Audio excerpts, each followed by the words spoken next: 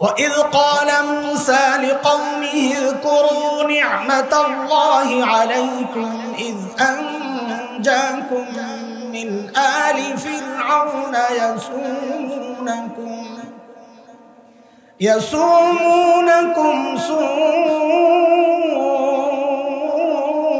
العذاب ويذبحون أبناءكم ويستحيون نساءكم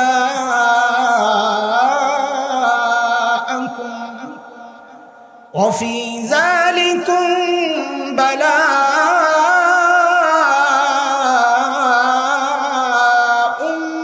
من ربكم عظيم।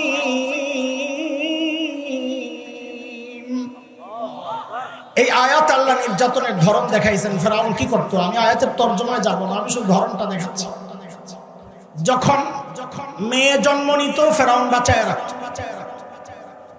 কিন্তু যখনই কোনো ছেলে জন্ম নিত ফেরাউন তার ক্ষমতা হারানোর ভয়ে ওই ছেলেদেরকে ধরে ধরে জবেহ করে হত্যা করত। আপনাদেরকে একটা কথা জিজ্ঞেস করেনি, এই ছোট্ট বাচ্চা সদ্যজাত যার শরীরের হাড্ডিগুলো এখনো গোশতের মতো নরম, একটু বলেন তো এই ছোট্ট বাচ্চার পক্ষে ফেরাউনের মতো এমন প্রভাবশালী ক্ষমতাধর ব্যক্তিকে ক্ষমতা থেকে নামানো সম্ভব ছিল? কথা বলেন। তাইলে ফেরাউন এই ছোট্ট বাচ্চাকে এত ভয় পেত কেন? কারণটা কি? এটা হচ্ছে আল্লাহ তাআলার দুনিয়া পরিচালনার একটা সিস্টেম। কেউ যখন হক হয় সে যত দুর্বল হোক না কেন, কেউ যখন বাতিল হয় সে যত শক্তিশালী হোক না কেন, আল্লাহর সিস্টেম এটা। আল্লাহ ওই দুর্বল হকের ভয় ওই শক্তিশালী বাতিল আর তাগুতের কলিজায় ঢুকায়। এর এক জ্বলন্ত প্রমাণ হচ্ছে বাংলাদেশের আলেম ওলামা। কি আছে আমাদের কাছে? আহারে আমাদের শাইখ ও মুর্শিদ শাইখুল ইসলাম আল্লামা আহমদ শফি নওয়ারাল্লাহু মারকাদা জীবন সায়ান্নে জীবনের শেষ সময় পার করছিলেন, যখন মানুষটা হুইল চেয়ারের মধ্যে সোজা হয়ে বসে থাকতে পারতেন না, কাত হয়ে যেতেন।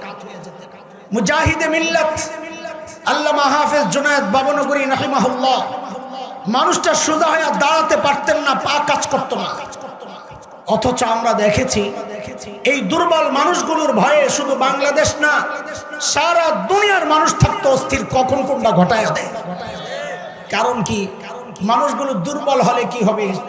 যেহেতু হক ছিলেন, এই দুর্বল হকের ভয় আল্লাহ তাআলা শক্তিশালী বাতিলের কলিজায় ঢুকায়।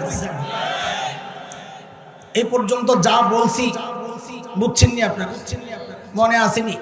আমি তো বয়ান মুখস্থ করাই, আজকেও করাবো ইনশাআল্লাহ। আগা করা মুখস্থ আমারে শোনাইবেন, তারপরে আমি উঠবো ইনশাআল্লাহ। নিয়ত করিলাম শুরু থেকে আমি আমুক্তাও শুনবো। আমুক্তা মাদ্রাসার পোলাপেনটা বুঝবে, বর্ণকে বোঝার দরকার নাই। 700 বছর শুনবো, আমুক্তাও শুনবো। আমি এখন দুইটা প্রশ্ন করি, আমার উত্তর দিয়ে বলেন তো, সর্বশ্রেষ্ঠ রাসূলকে? আরে এমন ভাবে বলতেছেন মনে হয় ঠকে গেছেন আপনারা। তো খুশি খুশি এটা গর্বের সাথে না বলবেন, বলেন সর্বশ্রেষ্ঠ রাসূলকে। আহারে চিল্লাইলে কি গর্ব হয়? কিছু শব্দ বাড়ান না, একটা ছোট্ট শব্দ লাগাইয়া দেন, তাইলে গর্ব বোঝা যাবে। আমি ছোট্ট ছোট্ট শব্দ অনেক খেয়াল করি, আপনারাও খেয়াল করেন। ছোট্ট একটা শব্দ লাগাইয়া বলেন আমাদের রাসূল। এইবার বলেন মুহাম্মদুর রাসূলুল্লাহ সাল্লাল্লাহু আলাইহি ওয়াসাল্লাম। তা আমি আবার জিজ্ঞেস করি, এইবার যা শিখাই দিছি বলে দেখেন তো পার্থক্য হয় কিনা। সর্বশ্রেষ্ঠ রাসূলকে এটা সামান্য এমপির বলা যে ভাবলা হবে ওই আমারে চিনসবে এমপির বলা খালাম। আপনি সর্বশ্রেষ্ঠ রাসূলের উম্মত হয়ে আপনি মিনমিন করে কথা কোন কেন? এটা আমাদের গর্ব, গর্বের সাথে বলবো। এক প্রশ্ন নাম্বার একটু কম পাইছেন, আরেকটা জিজ্ঞেস করি, খেয়াল করে উত্তর দিয়েন, তাহলে এবারে যে পাস করাইয়া দিব। আচ্ছা বলেন তো, রোগী যদি ছোট হয়, এই যে 1 মাস ওয়াজ না করতে করতে গলায় একটু জং পড়ছে, এই রোগের চিকিৎসার জন্য আমি কই যাব? দেশের সবচেয়ে বড় ডাক্তার না এলাকার ডাক্তার? কয় কি ছোট রোগের জন্য বুঝি এই বড় ডাক্তারের কাছে যায়? সর্দি লাগলে ঠান্ডা লাগলে কই যাইবেন? দেশের বড় ডাক্তার না এলাকার ডাক্তার? কিন্তু রোগী যদি বড় হয় তো কই যাবে? এলাকার ডাক্তারের কাছে না বড় ডাক্তারের কাছে? এটা বুঝছেন তো না? রোগী যত বড় ডাক্তারও মানুষ তালাশ করে তত বড়। ঠিক আছে কথা? যেহেতু আল্লাহ তাআলা নবীদেরকে দুনিয়ায় পাঠিয়েছেন দুনিয়ার অসুস্থ মানুষের চিকিৎসার জন্য, তো বুঝতে হবে আল্লাহ তাআলা সর্বশ্রেষ্ঠ রাসূলকে ওই যুগেই পাঠাইছেন যেই যুগের মানুষগুলো ছিল মানব ইতিহাসের সবচাইতে জঘন্য আর খারাপ মানুষ। রোগী যেহেতু বড়, ডাক্তার যেহেতু সবচাইতে বড়, বুঝতে হবে যাদের চিকিৎসার জন্য পাঠানো হয়েছে ওরা রোগীও ছিল সবচাইতে। সেই রোগীদের যুগটাকে ইতিহাসে বলা হয় আইয়ামে জাহিলিয়া। কি বলে? বর্বরতার যুগ। বর্বরতার মাত্রা কতদূর ছিল যে ওদেরকে ঠিক করতে আল্লাহ সর্বশ্রেষ্ঠ রাসূল আনলেন। ইতিহাস পড়েন, দেখবেন শরীরের পশম দাঁড়ায় যায়। মানুষ এতটা খারাপ কি করে হয়? কি করতো ওরা? একটা পয়সার জন্য মানুষ খুন করে ফেলত। আচ্ছা, মূর্তি পূজা এখন হয় কিনা? তখনও হতো। পার্থক্য কি? এখন মূর্তি পূজা হয় মসজিদের মধ্যে, অথচ তখন বাইতুল্লাহর মধ্যেই ছিল 360 মূর্তি। ঘরের মধ্যে আলাদা মূর্তি, মন্দিরে আলাদা, কোথাও সফরে বের হলে পকেটে আর বগলের নিচে করে আলাদা মূর্তি নিয়ে যাইতো রাস্তায়। কেন? রাস্তায় যদি পূজা করার জন্য আবার খোদা না পাওয়া যায়, বান্দায় খোদা পকেটে ঘুরে। এই ছিল অবস্থা মূর্তি পূজা। জন্ম নিয়ন্ত্রণ এখন হয় কি হয় না? কথা বলেন। আমার ভূমিকার কথাগুলো একটু তাড়াতাড়ি আগাইতে দেন, তাহলে আমার জন্য সহজ হবে। বলেন, সাপোর্ট দেন একটু, তাহলে আমার সহজ হবে। জন্ম নিয়ন্ত্রণ এখন হয় কি হয় না? তখনও হতো। পার্থক্য কি? এখন জন্ম নিয়ন্ত্রণ হয় পেটের মধ্যে বাচ্চা নষ্ট করা হয় অথবা আসতেই দেওয়া হয়, আর তখন জন্ম নিয়ন্ত্রণ হতো বাচ্চা হওয়ার পর দেখতো ছেলে না মেয়ে। যদি দেখছে ছেলে রেখে দিত, আর যদি দেখছে মেয়ে, এটা ছিল বাবার জন্য সামাজিক কলঙ্ক। আমি মেয়ের বাবা, ওই কলঙ্ক থেকে বাঁচার জন্য বাবা নিজ হাতে নিজের কলিজার টুকরা মেয়েকে জীবন্ত দাফন করে। কোরআনে আসছে, সূরা যুখরুফে আসছে, সূরা নাহলে আসছে 58-59 নম্বর আয়াত। আল্লাহ বলেন, وَإِذَا بُشِّرَ أَحَدُهُم بِالْأُنثَىٰ ظَلَّ وَجْهُهُ مُسْوَدًّا وَهُوَ كَظِيمٌ يَتَوَارَىٰ مِنَ الْقَوْمِ مِن سُوءِ مَا بُشِّرَ بِهِ أَيُمْسِكُهُ عَلَىٰ هُونٍ أَمْ يَدُسُّهُ فِي التُّرَابِ أَلَا سَاءَ مَا يَحْكُمُونَ।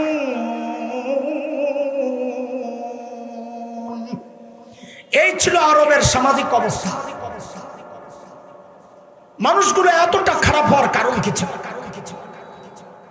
আমাদের দারুল দেওবন্দের প্রায় 55 বছরের মুহতামিম হাকিমুল ইসলাম কারি তৈয়ব রহমতুল্লাহ আলাইহি বলেন, মানুষগুলো এতটা খারাপ হওয়ার পেছনের মৌলিক কারণ ছিল দুইটা। কারণের অভাব নাই, কিন্তু মৌলিক কারণ ছিল দুইটা। বলেন কয়টা? সবাই বলেন, এখান থেকে পড়া মুখস্থ শুরু। মৌলিক সমস্যা কয়টা ছিল? এক, জাহালত, মূর্খতা, লেখাপড়া ছিল। দুই, চারিত্রিক অধঃপতন, চরিত্র নষ্ট। দেখেন, এই দুইটা সমস্যা এতটা ভয়ঙ্কর সমস্যা, একটাও যদি কারোর মধ্যে থাকে সেও অপরাধ করে। যেমন একজন ইঞ্জিনিয়ার, সে শিক্ষিত না মূর্খ? কথা বলেন না? আস্তে আস্তে আস্তে মনোযোগ নষ্ট করা যাবে। গামাশো করি দেখে ধোকা খেয়ে লাগে। আমাদেরকে এই বাতাসটা আরো ক্ষতি। বাহ্যিক দেখা যায় খুব আরাম, যেমন আমগো ওই যে কমি মাদ্রাসা স্বীকৃতি আর কি, বাহ্যিক তো দেখা যায় অনেক কিছু দিয়ে লাইছে, গোড়া কাচ্চা শেষ। আমগো এই বক্তা গুলো বাতাসও এরকম বাহ্যিক দেখা যায় খুব আরামের জিনিস, আসলে ক্ষতি। বাতাসে আওয়াজও নষ্ট হয়, ঘাম ভিতরে জমে, আরো সমস্যা। খেয়াল করা। চারিত্রিক সমস্যা থাকলেও মানুষ অপরাধ করে, লেখাপড়া থাকা সত্ত্বেও। যেমন একজন ইঞ্জিনিয়ার, সে শিক্ষিত না মূর্খ? অথচ আমরা কি দেখেছি, ইঞ্জিনিয়ার সাহেব সরকারি কাজের টেন্ডার পাইছেন, পোল করবেন, তো রডের বদলে বাঁশ ঢুকাইয়া দিচ্ছে। দেখছেন না? দেখেন নাই? ও কি জানতো না এখানে রড ঢুকাইতে হয়? তো বাঁশ কেন ঢুকাইলো? চরিত্র খারাপ। কিয়ামত পর্যন্ত এই সমাজের যত সমস্যা দেখা দিবে, সমস্ত সমস্যার পেছনের মৌলিক কারণ ওই দুইটাই, মূর্খতা অথবা চরিত্রের সমস্যা। তো বলেন আমাকে আবার, মৌলিক সমস্যা কয়টা? সবাই জোরে। 1 নাম্বার মূর্খতা, 2 নাম্বার চারিত্রিক সমস্যা। এই মৌলিক 2 সমস্যা ঠিক করার জন্য, সমাধানের জন্য আল্লাহ সুবহানাহু ওয়া তাআলা সর্বশ্রেষ্ঠ রাসূল সাল্লাল্লাহু আলাইহি ওয়াসাল্লামকে মৌলিক 2টা সমাধান দিয়ে দুনিয়ায় পাঠায়া দিয়েছেন। বলেন সমস্যা কয়টা? সমাধান বলেন, বলেন, মুখস্থ করেন আমার সাথে, বলেন এটা সমস্যা কয়টা? সমাধান। আবার এটাই মূল পয়েন্ট, সমস্যা কয়টা? সমাধান। আল্লাহর হাবিব নবুয়ত পেয়ে ঘোষণা দিলেন, ইন্নামা বুইসতু মুআল্লিমা বুইসতু লিউতাম্মিমা মাকারিমাল আখলাক। নবী ঘোষণা দিলেন, আল্লাহ আমাকে শিক্ষক বানায়া দুনিয়ায় পাঠাইছেন। কি বানায়া? আমাদের নবী কি ছিলেন সাল্লাল্লাহু আলাইহি সাল্লাম? বলেন কি ছিলেন? মুখস্থ বলেন না এগুলো, আমার পরে কাজে লাগাইতে হবে, পরে ভুলে গেলে আমার আবার বলা লাগবে। বলেন আমাদের নবী কি ছিলেন? 2 নম্বর নবী বলেন, আল্লাহ আমাকে সর্বোচ্চ উন্নত চরিত্র দিয়ে দুনিয়ায় পাঠিয়েছেন। কেন? আমি যেন ওই চরিত্রহীন মানুষগুলোর পেছনে মেহনত করে করে ওদেরকে মানব ইতিহাসের শ্রেষ্ঠ চরিত্রবান মানুষ বানাতে পারি। বলেন সমস্যা কয়টা? সমাধান। আমাদের নবী কি ছিলেন? জোরে কন, বলেন। এই সংগঠন আলেমদের না, সাধারণরাও আছে কিছু, মূলে তো আলেম না, তো আলেমই তো বেশি। মাদ্রাসার ছাত্র দেখা যায় অনেক, সব কি বাইতে আইছে না? হ্যাঁ, যারা আলেম না, আমি এখন কিছু কথা বলবো একটু ফাঁকের, আপনারা কষ্ট লাগলেও নিয়েন না। কষ্ট দেওয়ার জন্য কথাগুলো বলছি না, বলবো না ইনশাআল্লাহ, আল্লাহ সাক্ষী। কথাগুলো বলছি, বলবো শুধুই অন্তরে আফসোসের আগুন জ্বালাইতে, আহারে করলাম বাস। সেটা হচ্ছে আপনারা যারা জেনারেল শিক্ষায় শিক্ষিত, আপনাদের গর্বের অনেক উপলক্ষ আছে। কেউ ডাক্তার, তার গর্ব। কেউ ইঞ্জিনিয়ার, তার গর্ব। কেউ শিল্পপতি, তার গর্ব। কেউ জনপ্রতিনিধি, তার গর্ব। কেউ এমপি, তার গর্ব। কেউ মন্ত্রী, তার গর্ব। কারো ছেলে মেয়ে ইউরোপ আমেরিকায় থাকে, তার গর্ব। কিন্তু আমরা যারা মাদ্রাসায় পড়েছি, এখানে আমি কওমি আলিয়া আলাদা করতে চাই না। আমরা যারাই মাদ্রাসায় পড়েছি, পড়ছি, পড়াচ্ছি, আপনাদের মতো এত গর্বের উপলক্ষ আমাদের নাই। তবে একটা আছে, সেটা কি জানেন?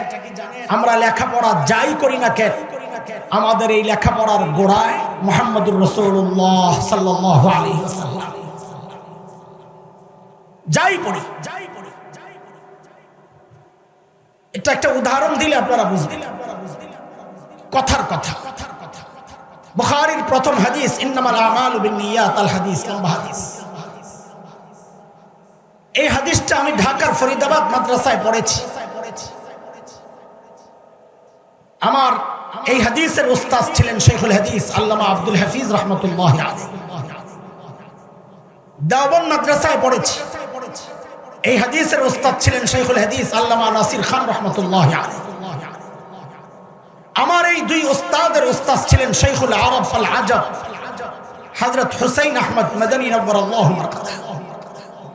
তার উস্তাদ ছিলেন শাইখুল হিন্দ মাহমুদ হাসান দেওবন্দি রাহমাতুল্লাহি আলাইহি। তার উস্তাদ ছিলেন ব্রিটিশ বিরোধী আন্দোলনের অন্যতম সিপাহ সালার, মুজাহিদ মিল্লাত, দারুল দেওবন্দের অন্যতম প্রতিষ্ঠাতা কাসিমুল উলুম ওয়াল খায়রাত ইমাম কাসিম নানুতবি রাহমাতুল্লাহি আলাইহি। তার উস্তাদ ছিলেন শাহ আব্দুল গনি মুজাদ্দিদ দেহলভী রাহমাতুল্লাহি আলাইহি। তার উস্তাদ ছিলেন শাহ মুহাম্মদ ইসহাক আদ-দেহলভী রাহমাতুল্লাহি আলাইহি। তার উস্তাদ ছিলেন শাহ আব্দুল আজিজ মুহাদ্দিস দেহলভী রাহমাতুল্লাহি আলাইহি। তার উস্তাদ ছিলেন শাহ ওলিউল্লাহ মুহাদ্দিস দেহলভী রাহমাতুল্লাহি আলাইহি। তার উস্তাদ ছিলেন আবু তাহের আল মাদানী রাহমাতুল্লাহি আলাইহি। তার উস্তাদ ছিলেন ইব্রাহিম কুরদি রাহমাতুল্লাহি আলাইহি। তার উস্তাদ ছিলেন আহমদ আল কুশাশি রাহমাতুল্লাহি আলাইহি, তার উস্তাদ ছিলেন আহমদ আশ-শিন্নাবি রাহমাতুল্লাহি আলাইহি, তার উস্তাদ ছিলেন মুহাম্মদ আর-রমালি রাহমাতুল্লাহি আলাইহি, তার উস্তাদ ছিলেন যায়নুদ্দিন আল-মিসরি রাহমাতুল্লাহি আলাইহি, তার উস্তাদ ছিলেন আহমদ ইবনে আলী আল-হাজ্জ আল-আসকালানি রাহমাতুল্লাহি আলাইহি, তার উস্তাদ ছিলেন ইব্রাহিম আত-তানুখি রাহমাতুল্লাহি আলাইহি, তার উস্তাদ ছিলেন আবুল আব্বাস আল-হাজ্জার রাহমাতুল্লাহি আলাইহি, তার উস্তাদ ছিলেন আবু আলী আজ-জুবাইদি রাহমাতুল্লাহি আলাইহি, তার উস্তাদ ছিলেন আবুল ওয়াক্ত আস-সিবজি রাহমাতুল্লাহি আলাইহি, তার উস্তাদ ছিলেন আবুল হাসান আদ-দাওয়াদি রাহমাতুল্লাহি আলাইহি, তার উস্তাদ ছিলেন আবু মুহাম্মদ আস-সারখসি রাহমাতুল্লাহি আলাইহি, তার উস্তাদ ছিলেন আবু আব্দুল্লাহ ফিরাবি রাহমাতুল্লাহি আলাইহি, তার উস্তাদ ছিলেন মুহাম্মদ ইবনে ইসমাঈল ইমাম বুখারী রাহমাতুল্লাহি আলাইহি, তার উস্তাদ ছিলেন হুমায়দি রাহমাতুল্লাহি আলাইহি, তার উস্তাদ ছিলেন সুফিয়ান ইবনে উয়াইনা রাহমাতুল্লাহি আলাইহি, তার উস্তাদ ছিলেন ইয়াহইয়া ইবনে সাঈদ আল-আনসারী রাহমাতুল্লাহি আলাইহি, তার উস্তাদ ছিলেন মুহাম্মদ ইবনে ইব্রাহিম আত-তাইমি রাহমাতুল্লাহি আলাইহি, তার উস্তাদ ছিলেন আলকামা ইবনে ওয়াক্কাস আল-লাইসি রাহমাতুল্লাহি আলাইহি, তার উস্তাদ ছিলেন উমর ইবনুল খাত্তাব রাদিয়াল্লাহু আনহু, তার উস্তাদ ছিলেন মুহাম্মদুর রাসূলুল্লাহ সাল্লাল্লাহু আলাইহি ওয়াসাল্লাম। এটা আমাদের গর্ব। আমরা যাই পড়ি না কেন আমাদের গোড়ায় মানবতার শিক্ষক সর্বশ্রেষ্ঠ রাসূল মুহাম্মদুর রাসূলুল্লাহ সাল্লাল্লাহু আলাইহি। গর্ব তো করেন, একটু যদি জিজ্ঞেস করি আপনাদের শিক্ষার গোড়ায় কারা? আপনাদেরকে বিব্রত করার জন্য প্রশ্নটা করি নাই, আফসোসের আগুন জ্বালাইতে কথাগুলো বলছি। দোস্ত, এই গর্বের পরিচয় দেওয়ার অধিকার আপনাদেরও ছিল। এই গর্বের পরিচয় দেওয়ার ঠিকাদারি মৌলবীরা আল্লাহর কাছ থেকে নিয়ে আনে, যার কেউ দিতে পারবে না। কিন্তু পারছেন না কেন? কে আপনাদেরকে বঞ্চিত করেছে এই গর্বের পরিচয় দিতে? যাদের কাছে আপনারা দায়িত্ব দিয়েছেন, যারা যুগ যুগ ধরে এমন এক সিলেবাস প্রণয়ন করেছে যে সিলেবাসে লেখাপড়া করে গর্বের পরিচয়টা দেওয়া যায় না। গত স্বৈর শাসকের শেষ দিকে আমাদের আরেকটা গর্বের পরিচয় থেকে দেশ ও জাতিকে বঞ্চিতের চেষ্টা হয়েছিল। কি সেটা বলেন একটু ছোট্ট করে? আমরা কার সন্তান? জোরে কর, কার সন্তান? আহা, আপনারা কথাবার্তা জবাব ঠিক মতো না দিলে মুশকিল। আপনারা আদম সন্তান কেন, এটা এইভাবে কেন বলবেন? একটু ছোট্ট একটা শব্দ লাগাইয়া দেন, এটা তো গর্বের পরিচয় আমাদের। বলেন না আমরা নবী আদমের সন্তান। বলেন বলেন, এটা একটু পার্থক্যটা বুঝেন, সূক্ষ্ম বিষয়। একটা ছেলে এমপির ছেলে, বাবার নাম আব্দুল্লাহ। ওরে যদি জিজ্ঞেস করা হয় তুমি কার ছেলে, ও কি বলবে? আমি আব্দুল্লাহর ছেলে। কি বলবে? ও জানে আমার বাপের সাথে এমপি লাগাইলে আমার মধ্যে একটা ভাব আসে। আর যদি খালি আব্দুল কয় তো পাবলিক কোনো দুনিয়া কত আব্দুল আছে, তুই কোন আব্দুলের পুত? তা আপনি একজন নবীর সন্তান হয়ে এই নবী শব্দ কেন বাদ দিচ্ছেন? এটা আমাদের গর্বের পরিচয়। বলেন ঠিক করে আমরা কার সন্তান? নবী আদমের সন্তান। বলে হুজুর হঠাৎ করে নবী লাগাইতেছেন, ঘটনা কি? বুঝলাম না কিছু। বুঝবেন কোথেকে? আপনার কথা এগুলো নিয়ে মাথা ব্যথার সময় নাই। ওরা কাটাকাটি শুরু করছে, এই জন্য আমরাও বাড়াবাড়ি শুরু করছি। কাটছে কোন জায়গায়? মানুষ গণনার আগেকার সিস্টেমটার নাম ছিল আদমশুমারি। কি ছিল? হঠাৎ একদিন উঠা দেখে আদম নাই, নতুন নাম পড়ছে। কি নাম? জনশুমারি। কোনদিন জানতে চাইছেন এই ভাই আদম কেন কাটছ? জানতে চাইছে? চান নাই। কারণ এগুলো আপনাদের মাথা ব্যথা না। আপনাদের মাথা ব্যথা না করলেও কিছু মাথা আছে ওলামায়ে দেওবন্দের সন্তান, তাদের মাথা ঠিকই ব্যথা করে।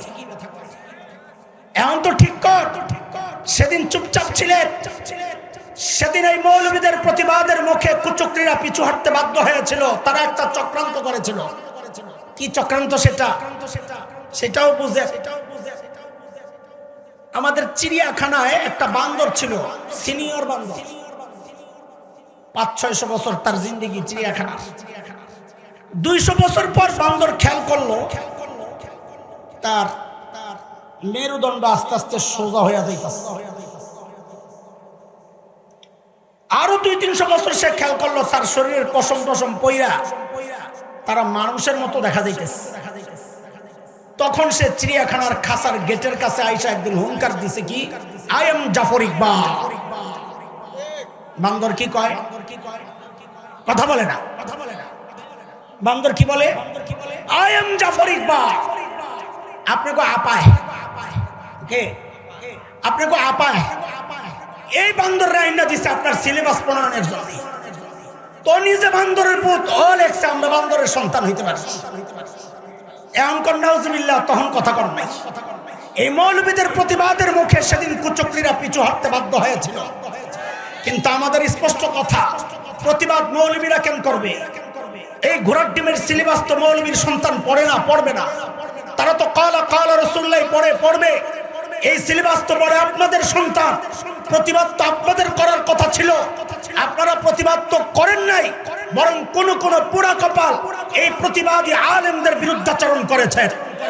কোন কোন পোড়া কপাল এই প্রতিবাদকে রাজনৈতিক বক্তব্য আখ্যা দেওয়ার চেষ্টা করেছে। দোস্ত, সব জায়গায় রাজনীতি টাইনেন না। এটা রাজনীতির বিষয় না, এটা আমার ঈমানের বিষয়, এটা আমার আকীদার বিষয়, এটা আমার চেতনার বিশ্বাসের বিষয়। ভবিষ্যতে এমন চক্রান্ত আরো হতে পারে। যদি হয়, আলেম থেকে বিচ্ছিন্ন হওয়া যাবে না। আলেমের হাতে হাত রেখে, কাঁধে কাঁধ মিলিয়ে, মুষ্টিবদ্ধ হাত উঠিয়ে একসাথে উচ্চারণ করতে হবে, বাংলাদেশে নাস্তিকতার চর্চা করতে দেওয়া হবে না, দেওয়া হবে না।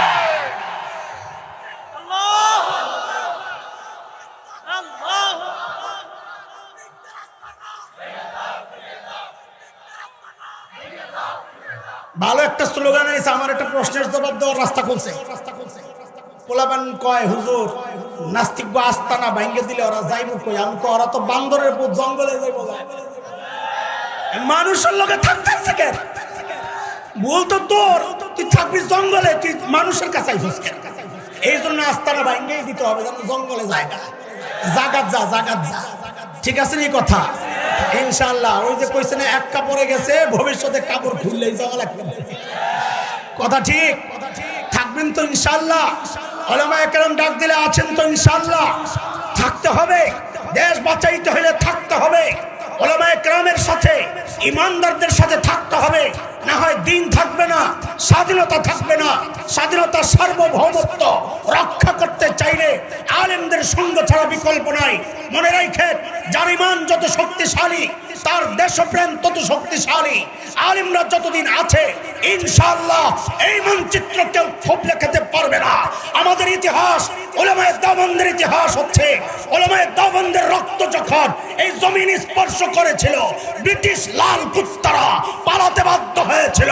উলামায়ে দেওবন্দের রক্ত যখন আফগানিস্তানের জমিন স্পর্শ করেছিল, রাশিয়ার শেখ বল্লুকেরা পালাতে বাধ্য হয়েছিল।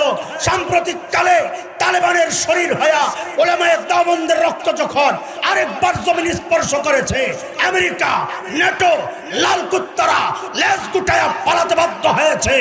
আমার দেশ নিয়ে চক্রান্ত হচ্ছে, পার্বত্য অঞ্চল নিয়ে চক্রান্ত হচ্ছে, রোহিঙ্গাদেরকে নিয়ে চক্রান্ত হচ্ছে, উত্তরবঙ্গ নিয়ে চক্রান্ত হচ্ছে, মানচিত্র টুকরা করার চক্রান্ত হচ্ছে।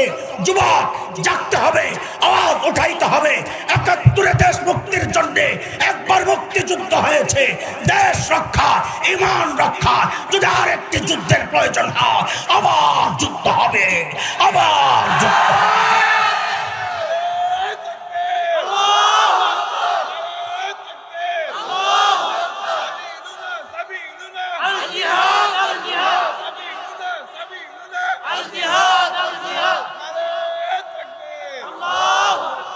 ওই পিছনের পড়া মনে আসবে, আবার সিল্লান দিয়ে বুঝলে গেছে। সমস্যা কয়টা? সমাধান আল্লাহর হাবিব ওই দুই সমাধান সহ যখন ওই বর্বরদের পেছনে মেহনত করা শুরু করলেন, হারি ওই বর্বরদের পরিচয় এখন আর বর্বর নাই। বলে তো নতুন পরিচয় বলেন না। বলে আমি কি বলবো? আল্লাহকে জিজ্ঞেস করো, মালিককে জিজ্ঞেস করলাম, মালিক ওই বর্বরদের নতুন পরিচয় বলেন। আল্লাহ জানায়া দিলেন, সীমাহুম ফি উজুহিহিম মিন আসারিস সুজুদ, ওদের চেহারার মধ্যে সেজদার চিহ্ন পাইবা। বলে সেজদার চিহ্ন তো বাহির দিয়া, তার মানে বাহিরে ফিটফাট, আবার ভেতরে সদরঘাট কিনা? আল্লাহ বলেন, না না না, আমার নবীর সাহাবীরা বাহিরও এক নাম্বার, ভেতরেও এক নাম্বার। বলে ভেতরে এক নাম্বার আমরা বুঝবো কেমনে? তো মালিক যেন বলেন, তোমার বুঝার দরকার কি? আমি ওদের কলবের পরীক্ষা নিয়েছি, আমি দেখেছি ওই পরীক্ষায় ওরা পাস। আল্লাহ বলেন উলাইকাল্লাযীনা ইমতাহানাল্লাহু কুলুবাহুম লিত্তাকওয়া লাহুম মাগফিরাতুন ওয়া আজরুন আযীম। বলেন সমস্যা কয়টা? তাড়াতাড়ি সমাধান কয়টা? আচ্ছা এইভাবে চললে তো কয়েক ঘন্টা লেগে যাবো গা, পরে জ্যাম লেগে যাবো আবার, আরেক মুসিবত। আমি বয়ানটা একটু ছোট করি, ছোট মানে কথারে সাজাইয়া গুছাইয়া দিই আপনি করে, যেন মনে রাখা সহজ হয়, আমিও তাড়াতাড়ি শেষ করতে পারি। আজকে যা বয়ান করছি এ পর্যন্ত, যা বলছি আর কি, কি আর ঘোড়া টিমের বয়ান বন্ধ করবে সামনে বড় ভাইরা। এতক্ষণ যা বলছি, সামনে যা বলবো ইনশাল্লাহ টোটাল 6 কথার বয়ান। বলে এ পোলাবান কথা জবাব ঠিক মতন দিবি, নাইলে কিন্তু বাতিজা মুরগি বানাই দেবে। সামনে বইছে মুরব্বী রেফিস দিয়া, কর জোরে কর, কয় কথার বয়ান? 3 কথা সাহাবীদেরকে নিয়ে। বলে কাদেরকে নিয়ে? 3 কথা আমার মতো জাহেল যারা ওদেরকে নিয়ে। তো মোট কয় কথা? কয় কথা? এই পাশে 3 কথা সাহাবীদেরকে নিয়ে, এই 3 কথারে একটা পোটলা বানাইবেন, আর এই পাশে আমাদের মতো যারা তাদেরকে নিয়ে 3 কথা, ওইটার আর একটা পোটলাই, 2 পোটলারে আলাদা আলাদা পোটলা করো, খুললা বুঝাইয়া দিতে পারলে ইনশাল্লাহ সময় থাকলে দেবো, নাইলে নাই যাই। পোটলা 3টা আগে বানাই, 2টা কথা। কয়টা? সাহাবীদেরকে নিয়ে কয় কথা? এই 3 কথা মুখস্থ করা লাগবে, তাহলে সামনের কথা বোঝা সহজ হবে। আমি যা বলি আমার সাথে সাথে বলবেন, জবাব দিয়েন না, আমার কথাগুলো সাথে সাথে উচ্চারণ করবেন। নুরানির বাচ্চাদেরকে যখন উস্তাদ পড়ায়, বল আলিফ, তো কি বলে? নাকি বলে বল আলিফ? হ্যাঁ, তো এরকম বুঝালে আমি যা বলবো তাই বলবেন। বলেন ওরা ছিল কি? সবাই বলে নাই মানে সবাই বুঝে নাই। বলেন ওরা ছিল কি? ওরা মানে কারা? সাহাবায়ে কেরাম। বলেন ওরা ছিল কি? অবাক হওয়ার মতো একটা ভাব নিয়ে বলেন হইল কি? আবার ওরা ছিল কি? হইল কি? মাঝখানে ঢুকলো। এই 3 কথার ছোট্ট ব্যাখ্যা শোনেন, বিস্তারিত আসতেছে ইনশাআল্লাহ। ওরা ছিল কি? ছিল মানব ইতিহাসের সবচাইতে খারাপ মানুষ। বলে বলেন কি, এটা কই পাইলেন আপনি? বলে যেহেতু ডাক্তার সবচাইতে বড়, বোঝা গেল যাদের চিকিৎসার জন্য পাঠানো হয়েছে ওরা রোগীও ছিল সবচাইতে বড়। তো বলেন ছিল কি সবচাইতে খারাপ মানুষ? সবচাইতে হইল কি? সবচাইতে আশ্চর্য কথা, সবচাইতে খারাপ মানুষ আবার সবচাইতে ভালো মানুষ কি করে হয়? এটা কিভাবে সম্ভব? মাঝখানে কি ঢুকছে? বলে কোরআন আল কারীম। বলে মাঝখানে কি ঢুকছে? কিসের ছোঁয়ায় এই পরিবর্তন? কিসের ছোঁয়ায়? কোরআনের ছোঁয়ায়, নবী আদর্শের ছোঁয়ায়। যেই হোক, কোরআন বললেই চলবে, কোরআনের মধ্যেই নবী। বলেন এইবার ঠিক করে 3 কথা আবার বলেন। ওরা ছিল কি? হইল কি? মাঝখানে ঢুকলো কি? বুঝছেন তো? এই 3 কথারে একটা পোটলা বানান, আও তো একটা গিট্টু লাগায় রাখেন, কারণ একটু পরে খুলতে হইব, পরে যেন গিট্টা টানাটানি করতে কিন্তু সময় না রাখেন। এবার আমার মতো জাহেলকে নিয়ে 3 কথা। খেয়াল করেন, খুব খেয়াল করেন। দেখেন ওই বর্বর আরবরা, ওরা যেই পাপাচার ছাড়ছে, এই সমাজের মানুষ আমরা সেই পাপাচার গুলো এমন একটাও নাই যা করি না, বরং আরো বেশি মাত্রায় করি। গোটা বর্বর আরবদের ইতিহাস খুঁজলে আপনি পাবেন না তারা দেশের সম্পদ আরেক জায়গায় পাচার করছে। পাইছেননি কোনো সময়? এই যুগের বর্বররা খালি পাচার করে নাই, ওদের মনোভাব রাখে, ওদের ভাবাপন্ন। এমন এক সংস্থার জরিপে আসছে প্রতি বছর 1,80,000 কোটি টাকা পাচার করছে। কত? 1,80,000 কোটি টাকা কয়দিনে? প্রতি বছর। তার মানে 16 বছরে কত হাজার কোটি টাকা পাচার করছে। এটা বর্বর আরবদের ইতিহাসে ছিল না। ছিল না 2 মাসে 2000 নিষ্পাপ বাচ্চাকে হত্যা করেছে। ওরা যেই পাপাচার ছাড়লো আমরা সেগুলারে ধরলাম। ওই বর্বর আরব যেই কোরআন ধরে সর্বশ্রেষ্ঠ মানুষ হয়ে গেলে, আমরা এই সমাজ সেই কোরআনকে ছাড়লাম। বলেন এটা আমাদের গর্বের কাজ হয়েছে না আফসোসের? তাহলে আমাদের 3 কথার এইবার মিলান। বলেন আমার সাথে, ধরলাম কি? আফসোসের সুরেই বলতে হবে ছাড়লাম কি? আবার ধরলাম কি? ছাড়লাম কি? মুনাজাতের মতো এমন হাত ওঠা, ওলামারা না উঠাইলো চলবো, হাত ওঠা, উঠাইছে। এবার আফসোস করে মাথায় একটা বাড়ি মারেন আর বলেন আহারে করলাম কি?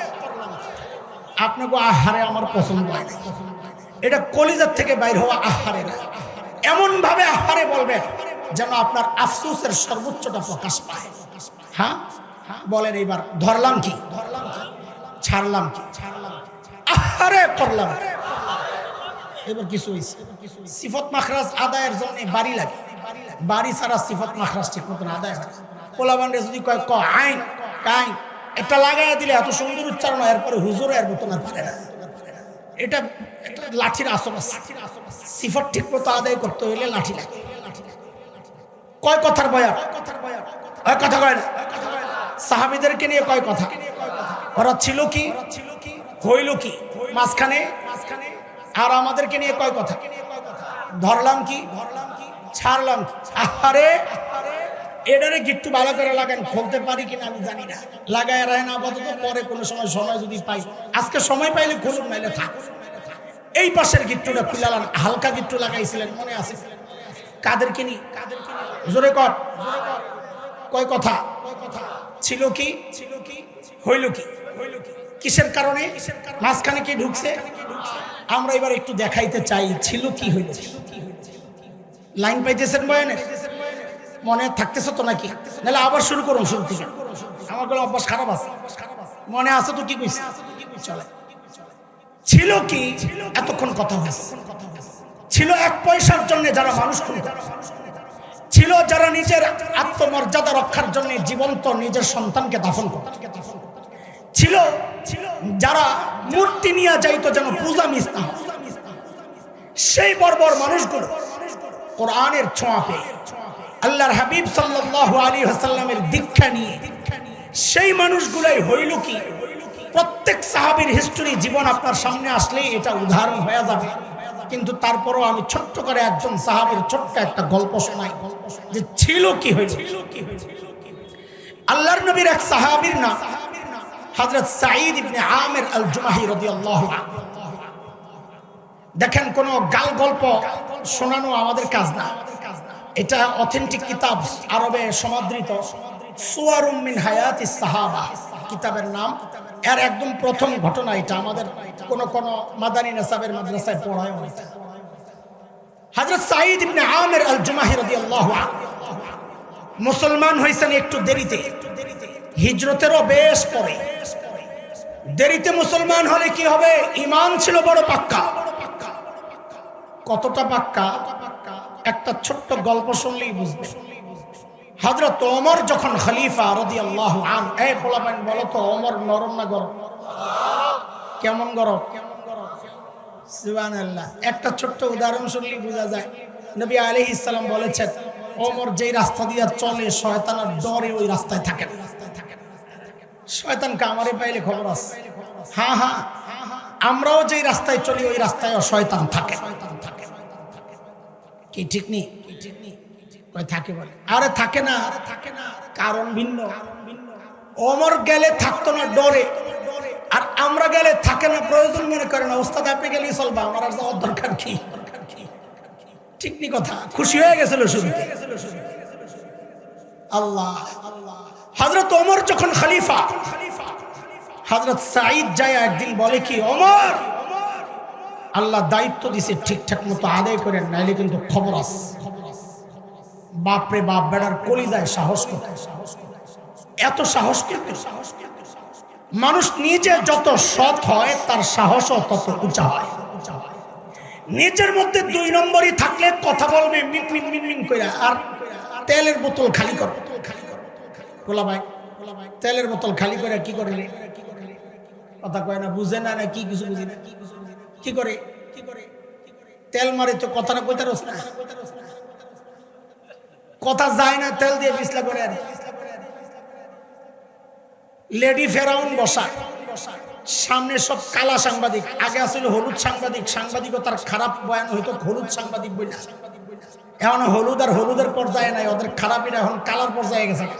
এই জন্য আমি কালা সাংবাদিক। সামনে সব তেলের ডিব্বা লইয়া কালা সাংবাদিকটি বসা, সব খবিসের আড্ডি, ভারতের দালাল, রয়ের এজেন্ট। এরা বসে বসে কি তৈলাক্ত প্রশ্ন যে করে, মাননীয় প্রধানমন্ত্রী আপনি এই বয়সে কাজের এত এনার্জি কোথায় পান?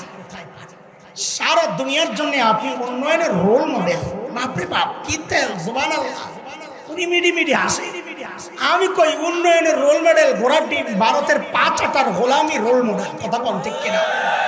এই 16 বছর আমাদেরকে শুধু একটাই মেসেজ দেওয়ার চেষ্টা হয়েছে, ভারত আমাদের বন্ধু, বন্ধু হিতাকাঙ্ক্ষী। সুবহানাল্লাহ। শয়তানও আমার বাবা মারে কইছিল ইন্নী লাকুম আলা মিনান নাসিহিন, সূরা আরাফের 20-21 আয়াতগুলো পড়ে শয়তানও কইছিল আমি আপনাকে হিতাকাঙ্ক্ষী। তা আমরাও বলি শয়তান যার হিতাকাঙ্ক্ষী হয় তার যেমন শত্রুর প্রয়োজন হয় না, ভারতও যার বন্ধু হয় তারও আর শত্রুর প্রয়োজন হয় না। বলে ভারত আমাদের কেন বন্ধু? কত কিছু দেয়, পেঁয়াজ দেয়, চিনি দেয়, আলু দেয়, গরু দেয়, আরো কত কিছু দেয়। সুবহানাল্লাহ, সুবহানাল্লাহ। হ্যাগো যে ভাব, হ্যাগো কিছু না হইলে আমরা চলতারুম না। যে একটু মেরুদণ্ড খারাপ হইল পোলাবেন বলে পেঁয়াজ নেমু না, লাগবো না তোকে পেঁয়াজ, তোরা খা। এখন দেখি দাদারা বস্তা সামনে লইয়া বয়া বয়া কান্দে। দাদা কি খবর, দিনকাল কেমন যাচ্ছে? দাদা ভালো যাচ্ছে না। কেন? বাংলাদেশিরা পেঁয়াজ দিচ্ছে না, পচতেছে। জানেন আপনারা একদম শুল্ক প্রত্যাহার করছে ভারত পেঁয়াজের উপর। শুল্ক লাগবে না, ফ্রিতে লইয়া যাও, তাও আনে না। এরপরেও বাংলাদেশে এখন পেঁয়াজের কেজি 30 টাকা। বোঝা গেল সিন্ডিকেটের কারণে এটা 100 টাকার উপরে উঠতো। ভারতের পেঁয়াজ ছাড়াই আমাদের যে উৎপাদন, এটাই আমাদের দেশের চাহিদা মিটাইতে যথেষ্ট। আমরা বলি তোকে পেঁয়াজ লাগবো না, খা তোরা, খাইবো তোরা, কিপটার হাড্ডি। ওদের যে দিল, সুবহানাল্লাহ, এমন কাঞ্জুসের কাঞ্জুস। আমরা ছিলাম তো লম্বা সময়, তো দেখছি অবস্থা। সেটা হলো ওই যে আপনাদের একটা ছোট্ট উদাহরণ দিই, সময় অন্যদিকে যাবে গা, কিন্তু না বললে কথার মজাও পাইবেন না। বাড়িতে আসছে মেহমান আসছে, মেহমান ওদিকে বাসির দিকে তাকায় না, আমার দিকে তাকায়। বাসির চেয়ে আমার চেয়ে আলাদা। মেহমান আসছে, তো মেহমানের সামনে দিছে কি, চিকুন একটা টোস্ট বিস্কুট, চিকুন। আর আমরা দেখছি মাটির ছোট্ট ছোট্ট ওয়ান টাইম পেয়ালা, এরকম মাটির পেয়ালা। এই ছোট্ট একটা পেয়ালার মধ্যে একটু চা আর একটা টোস্ট বিস্কুট দিবে মানুষের সাধ্য অনুযায়ী দিবে, কথা তো ঠিকই আছে। কিন্তু দিয়া কি বলবে জানেন? কি বলে, দাদা পুরোটা কিন্তু খায়া নিয়ে। এই তো তাকানো শেষ হইলে আমি কথা কই, টাকা যদ্দুর পারস টাকা না, তোর টাকা না। আমার ভাই আইতেছে, সেই খুলনা থেকে আইছে নাকি, কোন হুজুর? খুলনার হুজুর নি, মাশাআল্লাহ। খুলনা থেকে আইতে অর্ধেক কাহিল হয়ে গেছে। আমি ঢাকা থেকে আইছি, অত কাহিল হয়ে কাজী কাহিল ওনারই বেশি দেখা যাইব। আমার দিকে টাকা একটু বেশি মজা পাবে ইনশাআল্লাহ। আয় না পিসাব হুজুর, আয় কইও কই আমনে দেখ ভালো করে, মাশাআল্লাহ বারাকাল্লাহ। হায়াক বসে উপরে বসে, আরে বইয়েন না, শুধু সিঙ্গেল আছেন না। আল্লাহু আকবার। কই যাইতা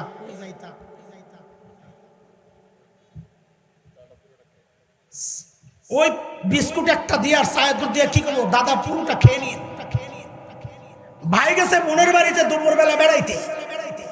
বোন দরজা খোলে না, কলিং বেল টিপে বোন দরজা খোলে না। খাওয়ানোর টাইম। ভাই তো বুঝছে কাহিনী। ভাই জানালার কাছে বলে, দিদি আমি কিন্তু খেয়ে আসছি। তো বোন এবার দরজা খোলে আর কয়, আগে বলবি না? ওর আর পেস কি খাই?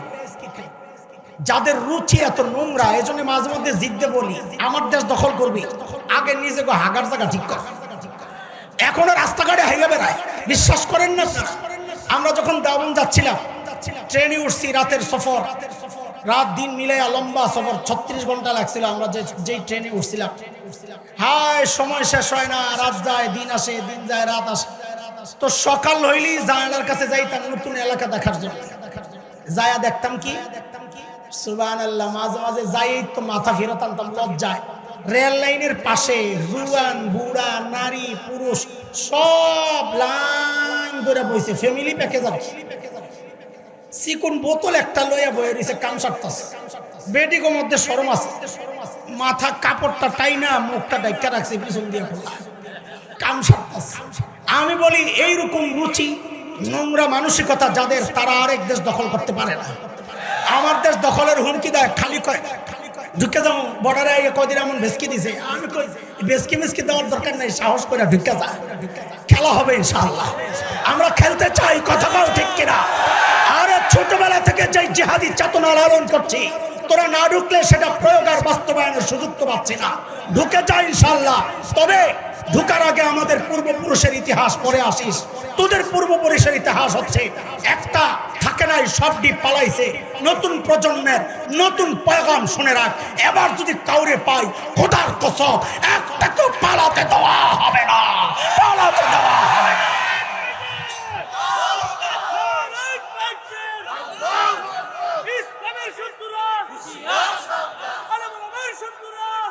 মুহতারাম হাজিরিন, খেয়াল করেন কি চলতেছিল, ছিল কি?